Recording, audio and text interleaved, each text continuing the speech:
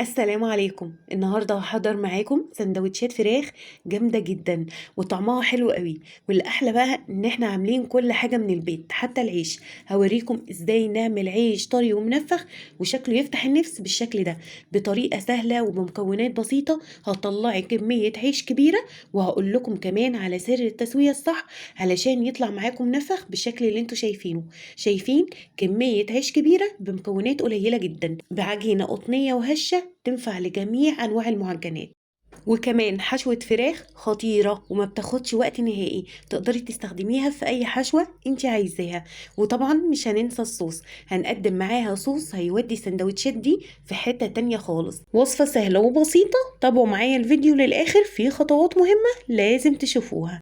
هنبدأ الأول بتحضير العيش، وبحتاج كوبين من المية الدافية، بضيف عليهم باكت من الخميرة الفورية حوالي 11 جرام أو معلقة كبيرة من الخميرة الفورية. كمان بنزل عليهم ببيضة حجمها كبير، معلقتين كبار من السكر، وتلت كوب من الزيت. استخدمي أي زيت نباتي ما يكونش فيه ريحة، أنا استخدمت زيت زيتون. استخدمي المتوفر عندك. بقلب كل المكونات دي وبسيبها حوالي 10 دقايق. بعد 10 دقايق بنزل بالدقيق، بضيف 5 أكواب من الدقيق متعدد الاستخدامات. بضيف عليهم نص كوب من الحليب البودرة، معلقة صغيرة من البيكنج باودر، ومعلقة صغيرة من الملح. وببدأ أعجن. كمية السوائل بترجع على حسب نوع الدقيق، فممكن تحتاجي كمان لنص كوب من الدقيق. أنا هقولك على القوام المظبوط للعجينة. وببدأ ألم العجينة بتاعتي بالشكل ده. دلوقتي أنا همسح إيدي بالزيت وهبدأ ألم العجينة. العجينة بتكون طرية شوية وهو ده المطلوب علشان العيش يبقى طري معايا. بلم العجينة بالشكل ده. العجينة بتكون بتلزق في الإيد اللي بعجن بيها، لكن الإيد النظيفة لأ. وفي بولة نظيفة بمسحها بالزيت كويس، وبسيب العجينة دي تستريح حوالي ساعة.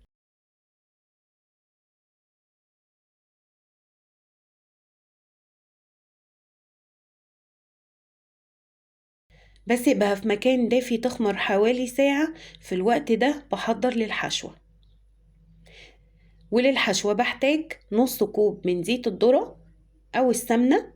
بضيف عليهم بصلتين كبار مقطعين مكعبات صغيرة، وبنزل عليهم بكيلو من صدور الفراخ مقطعة مكعبات صغيرة على نار سخنة جدا. وببدأ أقلب أول ما الفراخ تاخد معايا لون،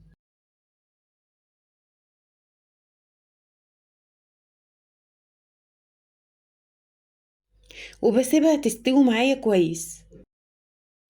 اول ما تستوي معايا الفراخ كويس جدا بضيف فلفل الوان مقطع مكعبات صغيرة، انا استخدمت واحد من كل لون.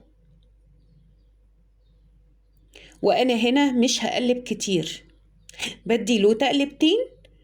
وبضيف البهار بتاعي، بضيف معلقتين صغيرين من الملح، معلقة صغيرة من الفلفل الاسود، معلقة صغيرة من الثوم البودرة، ومعلقة صغيرة من البصل البودرة، معلقة صغيرة من البابريكا، ومعلقة صغيرة من البهار. استخدمي اي بهار انت بتفضليه. وبقلب التوابل بتاعتي كويس جدا مع الفراخ. واخر اضافة معايا، ودي اضافة مهمة جدا، معلقة كبيرة من المايونيز او الجبنة الشيدر او الجبنة الموزاريلا. بتدي طعم حلو قوي للساندوتش، وبتخلي الحشوة بتكون متماسكة في قلب الساندوتش. وبكده بتكون الحشوة بتاعتي جاهزة، بسيبها تبرد لحد ما احضر العيش. تعالوا بقى نشوف العجينة بتاعتي بعد ما اختمرت بالشكل ده. شايفين العجينة في الأول كانت بتلزق، لكن لما استريحت بقت جميلة. شايفين قوام العجينة بعد ما استريحت يا جماعة؟ العجينة في الأول كانت بتلزق في إيدي، لكن دلوقتي ظبطت وبقت مظبوطة جدا. علشان كده بقول لكم ما تحاولوش تزودوا دقيق لو لقيتوها طرية شوية. وبرش رشة من الدقيق، وببدأ أقطع العجينة بتاعتي دي بعد ما خرجت منها الهواء الزيادة في الأول. بقطعها على 4، بكورها بالشكل ده، وبسيبها تستريح. كل ما ريحتي العجينة كل ما كانت سهلة معاكي في الفرد. وباخد بقى بعد ما استريحت معايا بديها رشة من الدقيق تحت وفوق، وببدأ أفرد. وزي ما قلتلك كل ما ريحتي العجينة كل ما كانت سهلة معاكي في الفرد.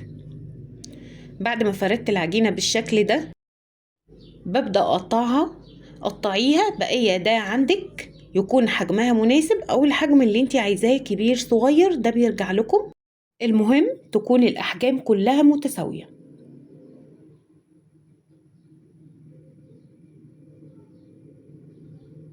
وبعد ما قطعت العيش بتاعي بالشكل ده بسيبه يستريح حوالي 5 دقايق. السمك ده مناسب جدا، ما يكونش رقيق خالص وما يكونش تخين قوي. ببدأ أرصه في الصاج اللي هسوي فيه أو الصينية اللي هسوي فيها، ومن الأفضل إن أقطع كل الكمية مرة واحدة وبعدين أسوي. بدخله الفرن على درجة حرارة 200، فرني شغال من تحت ومن فوق، ولازم يكون الفرن سخن جدا عند دخول العيش. أول ما العيش بيدخل الفرن بيتنفخ وبيبقى بالشكل ده، بياخد معاكي دقيقة أو دقيقتين مش أكتر من كده. شايفين كل الكمية دي عملناها بالعجينة اللي حضرناها مع بعض، ده غير كمان اللي الأولاد أكلوه وأنا بسوي.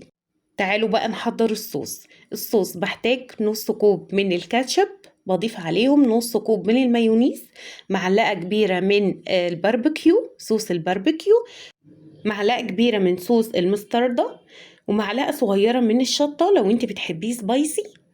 وببدأ أقلبه بالشكل ده، وبكده بيكون الصوص جاهز معايا. تعالوا بقى دلوقتي نبدأ نحشي السندوتشات بتاعتنا. ببدأ أفتح العيش بالشكل ده.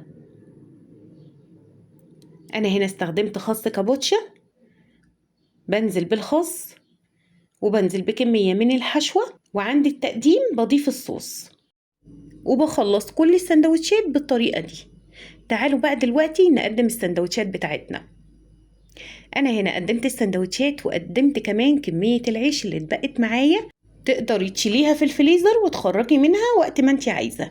كمان هقدم باقي الحشوة اللي اتبقت معايا مع الصوص اللي حضرناه مع بعض. وصفة سهلة وبسيطة ومش مكلفة، تكلفتها أقل من السندوتشات اللي بتشتروها بأسعار خيالية من بره. إن شاء الله تجربوها وتعجبكم وتكتبوا لي رأيكم في التعليقات. بس لو عجبتكم الوصفة أو عجبكم الفيديو ما تنسوش تعملوا لايك واشتراك في القناة.